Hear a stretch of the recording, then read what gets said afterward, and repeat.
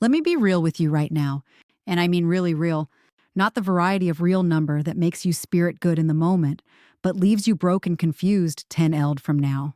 I'm talking about the kind of real that might make you uncomfortable, might challenge everything you think you know about Social Security, and might just change the entire trajectory of your fiscal living. Actually, because today we're talking about something that almost quite every financial speakhead out there gets entirely damaged. They throw numbers at you. So what does this mean? They wave their hands at interruption, even points. To be honest, they use words like actuarial tables and optimization strategies. Here's the bottom line, and they brand you tone ilk, claiming sociable protection at 62 is something only financially heady citizenry do. No doubt like it's a conclusion born out of desperation or ignorance. Look, and I'm here to state you that's simply not true. Lay claims social protection at 62 for the right someone in the right situation is not a fiscal mistake. Usually it's an act of fiscal self-care. And by the clip we're done here, really today you're leaving to appreciate precisely why. But number one, and this is crucial, so stay with me, I demand you to understand something about where your beliefs about money seed from. Because the way you consider about social protection right now, the anxiety you spirit about it, the care that you power be devising the damage selection, that doesn't seed from nowhere. Notably, that semen from someplace deep inside you. It come from the messages you absorbed growing up, from watching your parents' tension about money, from being told that you had to sacrifice now to have something later, generally from a culture that equates waiting with wisdom and immediate gratification with weakness. And I lack you to examine that. Paraphrase, I am unable to sit with it for a moment because sometimes the most powerful fiscal decision you can make is the one that actually serves your real number life, not some hypothetical perfect life where you live to 95 in perfective health and never demand money before then. So let's first there. Let us start with you. Paraphrase, here's a bottom line. Basically, you cognize yourself refined than any financial planner ever will. You know your body. You cognize your wellness history. You know whether the men in your family live into their 90s or whether they first having heart problems in their 60s. Of course, you know whether your knees ache when you climb stairs. You cognize whether the stress of your job is slowly wearing you down. You know these things. In fact, and the decision about when to claim Social Security has to be get with that knowledge front and center. Here is what the conventional wiseness tells you. Delay as yearn as possible, ideally until 70, because your welfare grows by about 8% per year for every 12 months you time lag past your full retirement age. No doubt, and yes, mathematically that's accurate. Nobody is disputing the math. Often, but the maths only works, only actually delivers on its promise if you dwell long enough to collect enough check to shuffle the waiting worthwhile. And that's a bet. Paraphrase, it's a bet on your own longevity, and just like any other bet, you need to believe carefully about whether it brands sense for you personally before placing it. What we're seeing is, surprisingly, let me give you a picture of what we're in reality talking about. If your full retirement age is 67 and you claim at 62, your welfare is reduced roughly to about 70% of what you'd receive at 67. Plus, that's real number money left on the tabular array each month if you live a very hanker living. Paraphrase, the reality is, in fact, but here is the other side of that coin. You outset receiving checks 5 old age earlier. If you had waited 5 eld of payments that you would not have received. And here's the thing, so the question is not just how big will my check be. The question is, how many checks will I actually cash in my lifetime? No doubt, and that depends entirely on how hanker you live. Also, the good luck even point, the age at which wait to claim actually pays off, is typically someplace around 78 to 82, depending on your specific position. If you live yesteryear that age, wait was the right financial relocation. In fact, if you do not, claiming early was advance. But here's what's interesting. Now here's what I want you to conceive about candidly, with no judgment, just verity. Generally, do you have reason to believe you'll live comfortably and healthfully into your mid to late 80s and beyond? And I'm not asking you to be pessimistic. I'm not request you to catastrophize. The thing is, I'm asking you to be honorable because denial is not a fiscal scheme. If you have big wellness issues, if your family chronicle is not on your side, if the physical demands of living are already catching up with you, then wait until 70 to claim a higher welfare power, intend you accumulate that higher benefit for fewer age than you would have collected the get-down welfare get-down at 62. The math flips. Without question, the supposedly smart strategy become the one that leaves money on the table. Paraphrase, surely, and in this region, the conventional fiscal advice fails you. Of course, it gives you a one-size-fits-all answer to a deep personal question. Now, let us talk about something else Cypher wants to talk about. What's more, that's what it actually costs you emotionally and physically to donjin working when your organic structure or your spirit is telling you it's clipped to stop. There is real number documented research showing that chronic piece of work stress shortens lives. That remain in a job that's grinding you down, that keeps you anxious and exhausted and unfulfilled is not neutral. It has consequences, physical consequences, health consequences. Notably, and if you're staying in that job purely because you're waiting to claim mixer security at an ulterior age, then you demand to ask yourself a difficult question. Is the higher monthly check worth the toll that waiting is take on your actual life? Because here is the truth. Money is a tool. Paraphrase, it's supposed to serve your life, not the other way around. And if the pursuit of a higher future Social Security benefit is cost you your wellness, your peace, your clip with people you love, your ability to actually bask the years when you're healthy enough to travel, to move, to play with your grandchildren, then you're paying a damage that no spreadsheet is capturing. Paraphrase, at the end of the day, this is what I mean when I call it fiscal self-care. Self-care is not a luxury. It's not indulgent. Look, true self-care way devising decisions that protect and sustain your unit self. Not just your bank balance, but your organic structure, your clip, your joy. And sometimes, for some people, claiming societal protection at 62 is the conclusion that does exactly that. Let me be specific about who I'm talked to because I want to be absolutely clear. I'm talked to the somebody who has worked hard their whole living and whose body is starting to show it. Here's the deal, the nurse who has been on her feet for 30 years. To be honest, the construction worker whose back will never be the same. The teacher who poured everything into other citizenry's children and now feels empty. Also, these are real number citizenry with real life. And recounting them to white-knuckle it for another 8 years because the maths look better on theme is not financial wisdom. Generally, it's fiscal cruelty dressed up in a suit. Paraphrase, usually I'm talking to the person who doesn't have a large investment portfolio wait for them, who doesn't have a pension, who's living on what they've saved and what societal protection will provide. For that somebody, lay claim at 62 power, intend the difference between being able to stop working at an age when their wellness allows them to enjoy retirement and being forced to piece of work until their organic structure gives out, at which point the higher welfare check provides cold comfort. I'm talked to the single person, particularly the ace woman who has no spousal benefit to fall rear on, who cannot afford to gamble on an interruption evening calculation when she has no safety net beneath her, who demand honest income now, not a theoretical hope of more income in the futurity. And I'm speak to the person who has a lower earning mate, because here is something that gets completely overlooked in the standard advice.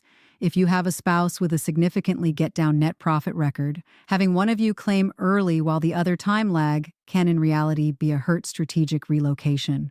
Here's the bottom line. Often, the letdown earner claims at 62, providing family income while work, and the higher earner delays to build up the maximum possible benefit, which then turn the survivor benefit if one partner passes away.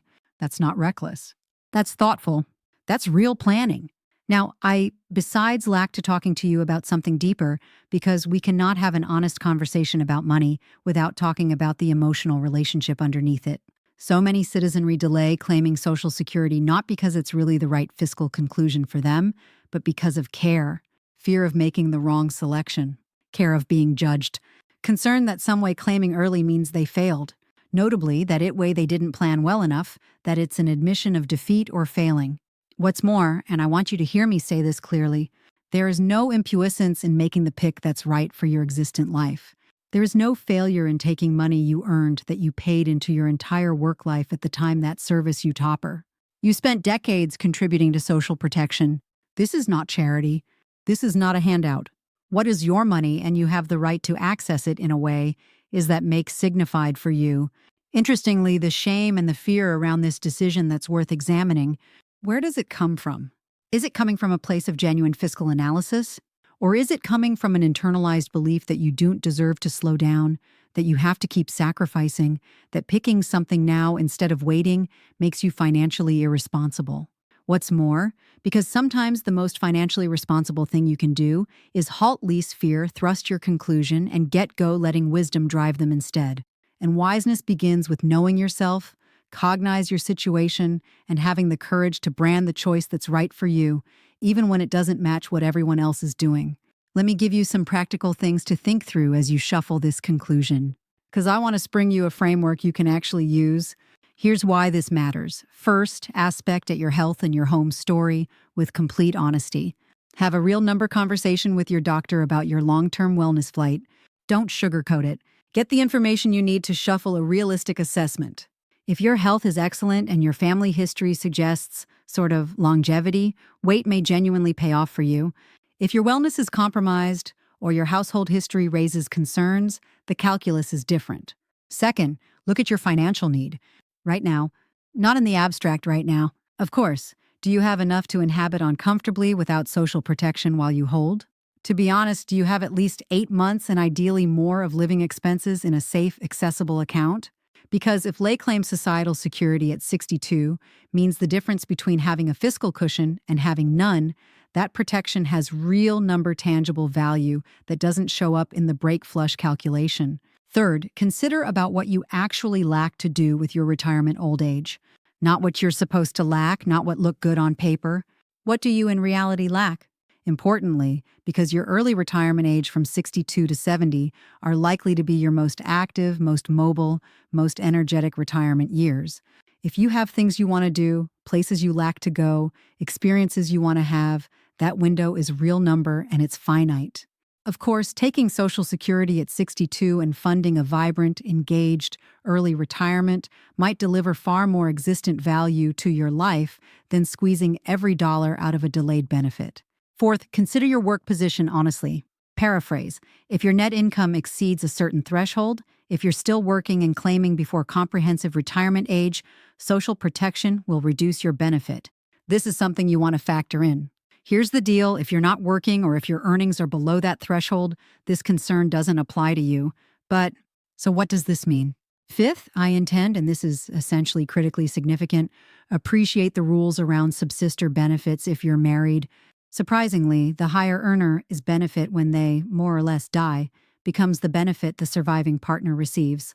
So if you're the higher earner in your household, there is a strong argument for you to time lag so that your spouse is protected by the largest possible subsistor welfare.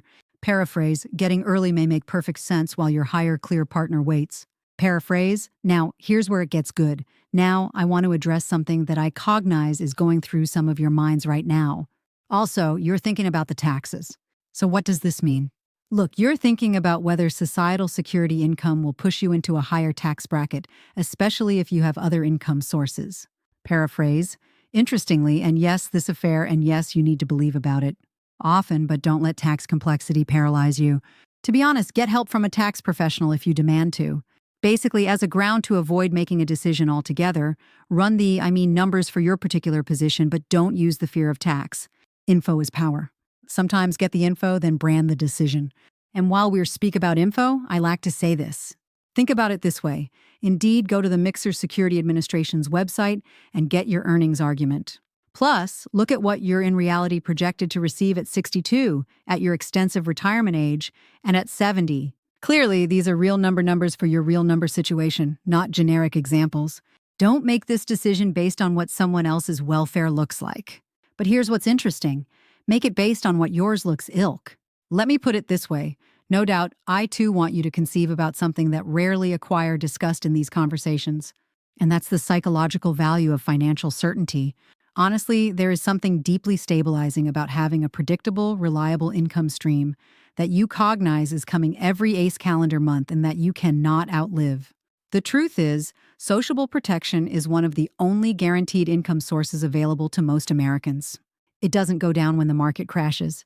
Definitely, it doesn't disappear if your company goes bankrupt. It's adjusted for inflation.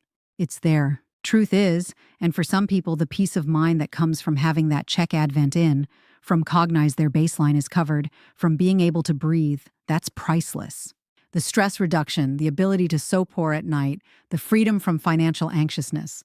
Really, these things have real effects on your wellness and your caliber of life. But here's what's interesting.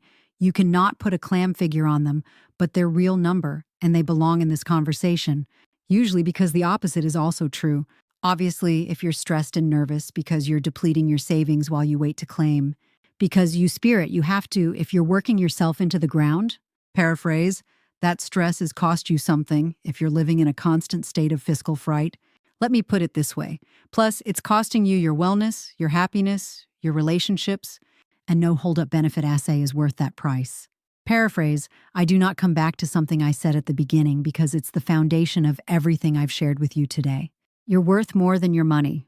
Interestingly, your life, the existent life of it, the experiencing of it, the quality of it's worth more than the optimization of a financial formula. That doesn't mean you should be foolhardy. What's more, that doesn't intend you should ignore the numbers. It means the numbers are in service of, essentially, your living, not the other way around. It means your conclusion about when to claim societal security should be made by you with comprehensive info in the context of your real living, your real health, your real needs, and your real hopes for how you lack to spend your time. And when you make that decision from a spot of cognition and self-awareness, not from fear, not from ignominy, not from what your neighbor did or what some generic articles say you to do, that's fiscal wiseness. That's self-care. What's more, that's you being your own best financial advocate. Some of you listening to this right now are carrying around guiltiness. You already claimed at 62 and somewhere somehow you got the message that you get an error. I lack you to let that go. I mean it. Here's why this matters. If you made that conclusion for real number reasons that made sense for your life, your wellness, your fiscal position, your family need, then you did not brand a mistake. You made a choice. And second-guessing it, losing sleep over it, beating yourself up, essentially, about it does nothing except drain your energy and your joy. Naturally, take what you cognize now, make the topper decision you can leaving forward, and leave the guilt behind. It doesn't service you. Without question, and some of you are facing this decision right now and you feel overwhelmed by it, paraphrase, you're trying to absorb everything you've heard and you're not sure what to do. Here's what I want you to do. Get go small. Now, here's where it gets good. Clearly, don't try to solve the full puzzle at once. Generally, start by pulling your Social Security statement. Just that. Look at your numbers. Then looking at your wellness. Honestly, then aspect at your actual financial needs. Then look at what you want your early retirement years to look ilk. On top of that, taking's it one piece at a clip. Notably, small steps, not overwhelming leaps.